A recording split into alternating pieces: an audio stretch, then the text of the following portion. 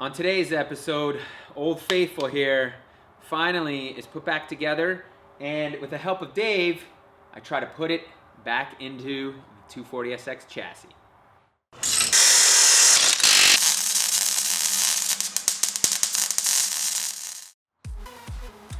All right, that does it.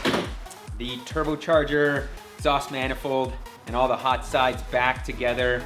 I skipped all that stuff for you guys. I know some of you wanted to see it, but realistically, this is such an easy job to do. Bolting the stuff back on. I also put the valve cover on, the the water neck here, and I will be replacing the oil filter. Our trusty K&N's coming off. We're putting on a new K&N. And the reason why I'm gonna put this one on right now is because it's easier, obviously. And you guys chirped us so much in the comments about the gasket removal job that we did on the cylinder head and the machine and the block without taking it to get machined. So we realized it wasn't the best method, but I feel like I'm 80% confident this engine's still gonna run and operate properly and not spring a leak or all the little metal shavings that apparently fell down into the combustion chamber are gonna cause low compression and all that jazz. Dave's actually more confident in the job, right, Dave? I am 100% confident.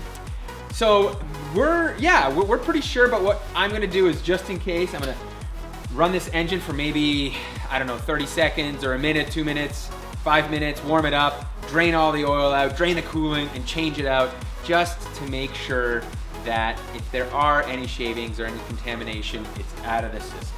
We're going to strain the fluids for you. We'll put it under a microscope to show you there's no debris in there. It's going to be okay, people. I hope so, because if it's not, you guys are right, and then I'm going to have to rebuild another SR, and I really don't want to do that. So before I go bolting up the transmission to the engine block, I've decided to upgrade my clutch and flywheel. Now I've got a stock flywheel which weighs around 19 pounds, and I'm replacing it with this competition clutch ultra lightweight forged steel flywheel. And it's about half the weight, so it comes in at around 9 pounds, which is gonna give me quicker revs and less rotational mass, which is never a bad thing. And it's February 3rd, with the doors open, because it's 14 degrees out. And 14 degrees makes this job seem like a piece of cake. Oh yeah. CDP, there have been times where I've actually forgotten this little metal plate here. Yeah. And then you gotta pull everything apart. Yeah. This time around, I'm smarter and wiser. Yeah, in my Honda world, I always forget to put the dust shield on the bottom of the tranny, so yep. I guess that's kind of the same deal, isn't it? Yes, indeed. What I'm gonna do here is, with the flywheel bolts, is use a little bit of non-permanent Loctite. Okay. The old red Loctite? No, this is the blue stuff. Oh, but it's in a red tube. That's right. That's not confusing. No, not at all. Not at all. And is this standard procedure, Loctite in the flywheel bolts on these motors? Is this PT spec? I think it's standard procedure. The internet will know. They'll tell us. Tell us, internet. I've done it enough times to say, you know what? It works. It's never a bad idea to use Loctite on your flywheel bolts, ever. Probably true. That said, I've never used it on flywheel bolts. Really? No, but you're a brave man. I just do what the Honda manual tells me to do. I think on the rotary, high rev applications. Come on. Joe built the rotary, so I don't know what's going on there. I know for a fact that there was Loctite on these bolts previously, because I can see it. Okay. So I'm just gonna do it anyways. Do it. Like you said, I don't think it can do any harm. Nope. No. I think we're okay. All right. So to tighten the flywheel bolts, we're gonna do it in cross pattern sequence as always. We're gonna go 30, which is what I'm at right now, then 60. That's foot-pounds? And then a whopping 90 foot-pounds. 94, according to the factory service manual.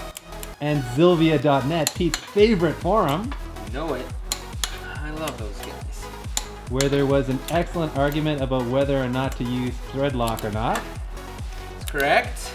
Apparently, according to the factory manual, you don't need to use it.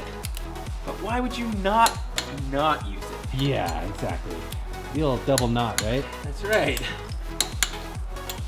All right, I think we're all at sweet 30 foot-pounds. Oh, missed one. Lucky. See, this is the one-man method here. I got the pry bar out, got a screw in, holding the flywheel, torquing stuff down like a champ. Yep. All right, we're gonna go to 70. 70, ooh, oh, yeah. Impressive. Yeah. So show us this crisscross pattern you speak of. It's quite complex.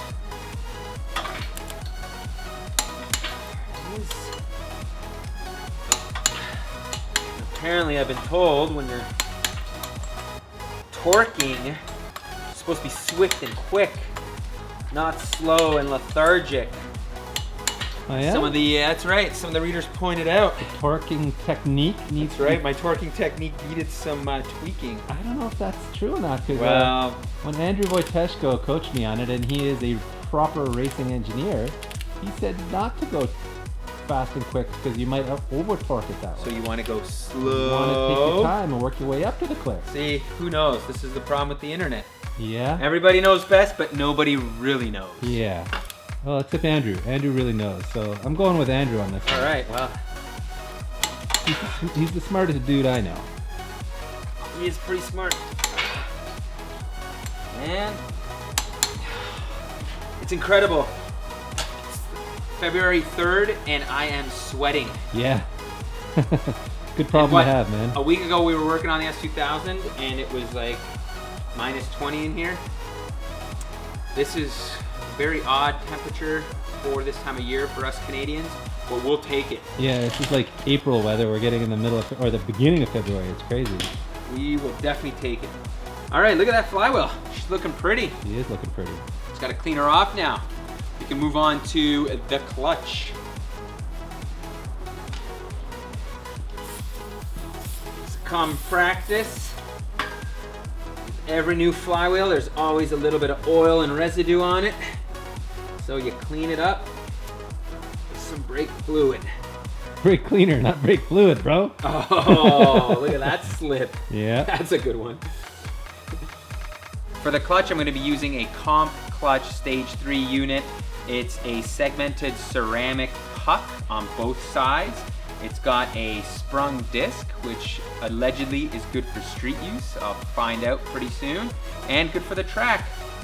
It also is rated to 500 foot-pounds of torque capacity. It's way higher than I'll ever need, but sometimes overkill is not a bad thing, right, Dave? Yeah, to give you room to grow. Although I can't imagine I'm never going to grow here. Point, no, but still. That's okay. And for the pressure plate, it's also a Comp Clutch unit. I think the clamping force is 150% more than stock. Yes, I think that's what. I think that's right. Yeah, I think we're right on that. Go with that. Yeah. So it's yeah. Hopefully it works well for us. We're gonna bolt this bad boy up, but before we do that, I gotta clean it again. Some brake cleaner. Mm-hmm. Make sure it's nice and tidy.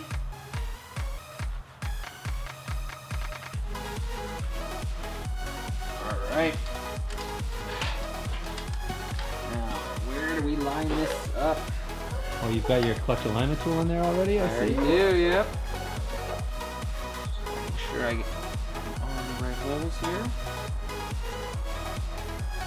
There we go, I think. There's one. There's two. All right, that should be good.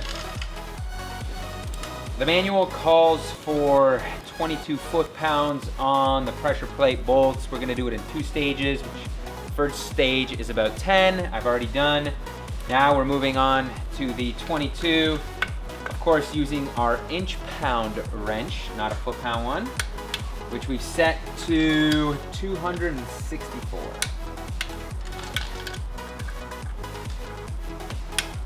All right.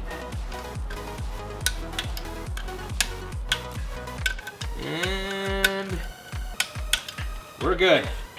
One of the other items that competition clutch provides is a throwout bearing, which I normally don't change out unless mine's cooked, and I actually checked. And this one is not in good shape. It's got a bit of play and it spins freely. I can hear the bearings. So I'm gonna try to swap this out using the old trusty press. But of course, as per usual, we don't have the right tools. So I've gone to the old scrap pot, the scrap bin, found some piping here that I'm gonna try to use and sandwich in between a socket and press this thing out. So let's see how this goes. Get your finger caught in there. I know. That's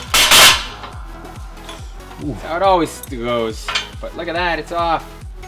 There we go. Beauty. Now you can see, yeah, this one's cooked. Yeah, it really is. I've never seen one that bad before, actually. Got that sucker up pretty good too. Yeah. Sweet. Well, on the bright side, putting this on should be a much easier task now. Super smooth.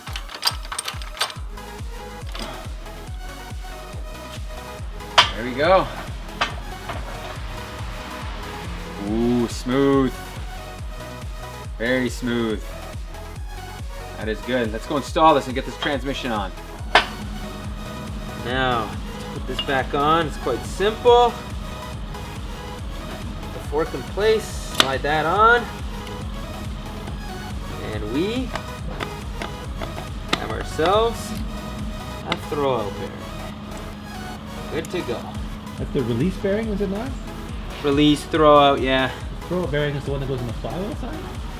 Do people call that a throwout bearing? Yeah, they call that a throwout bearing too. Oh, really? I thought it was release bearing, but what do I know? Yeah. Alright, what do you guys call this movie? Two dudes, one tranny. That's it. Let's get it on, boys. Let's get it on.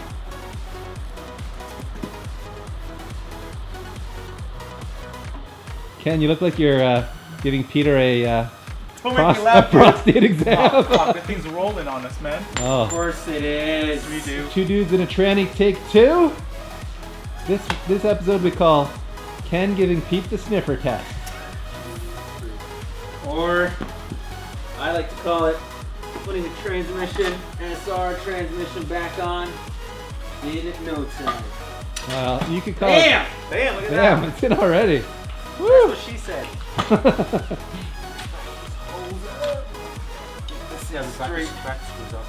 What was the secret to your technique there, Pete?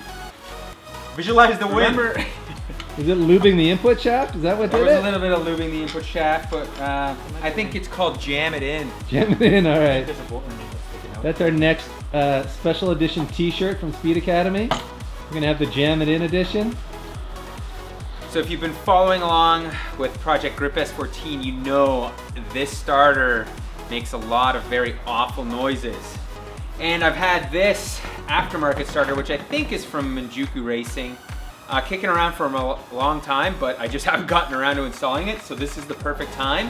And I'm hoping this thing will now be quiet and smooth, and there's gonna be no more weird engagement noises. So I'm gonna pop this thing in, and then next step is to actually take this whole setup and drop it in. While Ken rides the back of this transmission here, I'm gonna actually try to get some work done. Why did you put the cardboard in? Pete's the only Cardboard one was there actually already. doing work here today. The rest of us are on Don't go underneath that. zero fucks given duty. I said don't go underneath that. Try not to, but You need to lift the engine if you're gonna put that. yep. I gotta- smash your headlights there, boss. No, you gotta lift that tranny. Lift the tip, buddy. Lift the tip. See?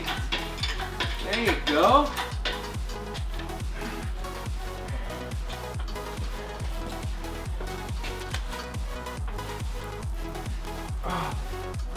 Cardboard slowing your roll. Cardboard is slowing my roll. Yeah, hold the engine, push the thing. Push See? the, engine.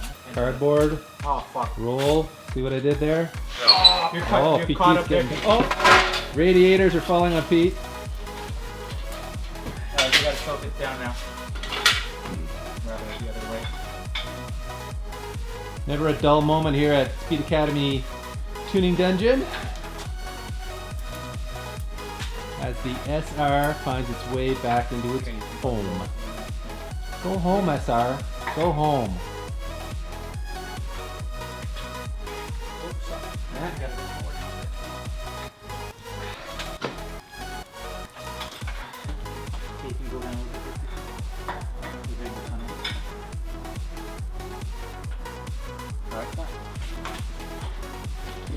Like a glove. Heat's dropping the radiator again. Don't worry, that's the blown up one.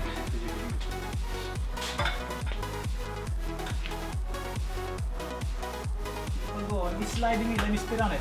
Stop.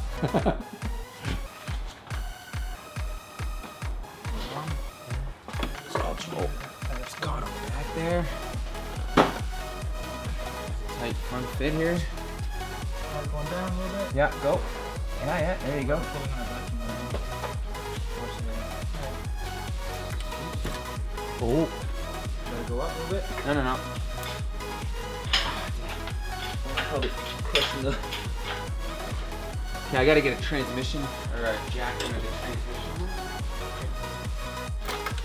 this is the way every engine installation goes. There's a lot of wiggling, adjusting, fiddling, otherwise making sure it's not smashing on These brake lines or wiring or... Hold the goddamn oil filter. Oh, apparently the oil filters come or loose. sorry, the fuel filter. It's caught on this side here. Okay. Bloody hell! Sweet. Hotness. We did it, Is Peter. that the most annoying We did it, sound in Peter. the world or what? It kind of is, isn't it? Yeah, it is. Whatever. Peanut butter and jelly time. So, Well, I think we got this in with very little damage. damage, yeah.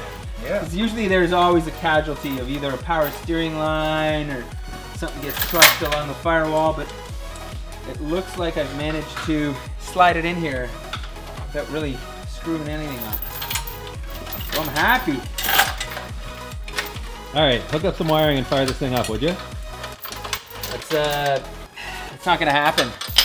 I think we should end this episode because I still got a bunch of wiring to do. And I want to build ducting for the radiator. So, yeah, that's it. I'm calling it. We're done here. All The SR right. is in place. And in the next episode, I'll work on actually getting all the other parts in. I've got a new Mishimoto dual pass radiator, which is going to provide a little bit better cooling than its old predecessor. I'm going to create some ducting, like I said, so that we can channel that air into it. And I think, yeah, we'll get things happening. Fancy new wiring harness too, right? Yeah, well, we'll plug all that stuff in. All right. Tune in on the next episode of Project GripS14. Listen, that was as quick and easy a transmission bolt onto a cylinder block that I've done in a long time. They always come together when you gangbang it. It I is, was just gonna compliment the partner. You know, Yeah, when you got yeah. a good team going. Ken the is rhythm Ken is was an expert special. at tag teaming trannies. I agree.